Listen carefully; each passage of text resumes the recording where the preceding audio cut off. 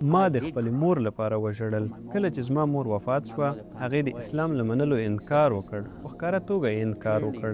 کله چې ما لومړی ځل هغې ته د اسلام بلنه ورکړه، هغې له هر څه سره موافقه کوله، تر هغه چې هغه بیرته زما له خویندو او وروڼو سره یو ځای شوه او هغوی پرې فشار راوړ چې ته یوه بوډۍ ښځه یې، تا ته د خپل دین د بدلولو هیڅ اړتیا نشته. وروسته هغې ما ته وویل بیا هیڅ کله له ما سره د دین په اړه خبرې مه کوه. او مخکې له دې چې هغه وفات شي، د هیسپیس یعنې د کورنۍ پاملرنې مرکز کارکوونکي، هغه څوک چې کور ته راځي او د هغې احوال معلوموي، وویل آیا کوم داسې شی شته چې تاسو ځوروي؟ د هغې مقصد په فزیکي توګه یا داسې بل څه و؟ زما مور وویل هو، زما زوی مسلمان شو. او وروستي ځل چې ما له هغې سره خبرې وکړې، ما وویل مورې خدای یو دی، سمه ده؟ هغې وویل هو، پلار، زوی او روح القدس ټول یو دي. ما وویل اوهو، بیا هم دا خبره شوه. او ځکه نو ما هڅه وکړه چې په اسلام کې د دې لپاره یو ډول تسلي ومومم، ځکه چې په هغې وخت کې زه تقریبا 10 کاله شوي وو چې مسلمان شوی یم، او دا واقعا د زغملو څخه زیات و. او زه واقعا د هغه چا په حال ځورېږم چې له دې حالت څخه تېرېږي.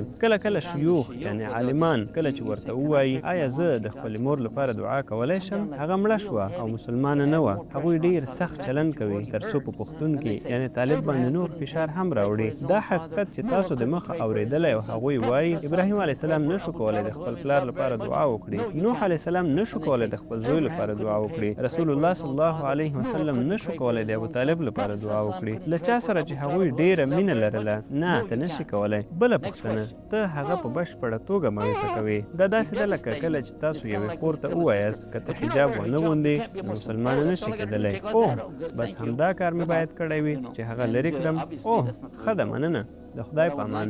تاسو پوهیږئ په ښکاره توګه دا سمه لاره نه ده. هغه څه چې زه یې کول غواړم، لومړی تر ټولو خورې دا په الله پورې اړه لري، نه په ما او تا پورې. که چیرې داسې څوک وي، هر څوک چې وي چې د اسلام پیغام یې نه وي اورېدلی، یاد ساته چې الله عادل دی، الله منصف دی. هغه به له هغه کس سره انصاف وکړي. د الله له رحمت څخه مه ناهیلې کېږه.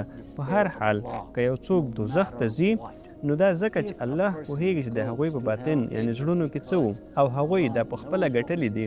دا د الله له لورې ظلم نه دی. دوهم دا چې که چیرې په هغه کس کې د خیر کوم وزن وي، هغوی په پیغام نه پوهېدل، په هغه باندې پوه نه شول، یا شاید داسې ذهني وړتیا یې نه لرله. یاد ساته چې الله منصف دی، الله عادل دی، او هغه به تاسو په جنت کې خوشحاله کړي. تاسو اسلام قبول کړئ، دا ستاسو لپاره تر ټولو غوره او لومړنی کار دی چې ویې کړئ. او زه ډاډه یم، زه یقین لرم چې تاسو به وګورئ چې دا هر څه به په بشپړ ډول سم شي. نو ارامه اوسه، مګر راځئ چې په ژوندیو تمرکز وکړو. تاسو ماشومان لرئ او تاسو غواړئ د هغوی لپاره یو ښه نمونه جوړ شئ او هغوی د اسلام د ښو شیانو په اړه وهڅوئ، په اسلام کې د نورو غورو او نیکو کارونو په اړه، او د هغه کسانو په دې موضوع باندې چې وفات شوي دي زړه تنګي مه کوه، یعنې اسانه یې واخله، هغوی لا د مخه مړه شوي دي. او که چیرې تاسو د چا لپاره دعا کوئ که نه، په حقیقت کې دا په هر حال ستاسو په ګټه ده. نو ولې تاسو زموږ د ټول لپاره دعا نه کوئ چې کار کوو، چې ژوندي یو، د پیغام رسولو هڅه کوو، او موږ په دې کې له تاسو سره یو ځای کیږو او له الله څخه غواړو چې دا زموږ لپاره اسانه کړي.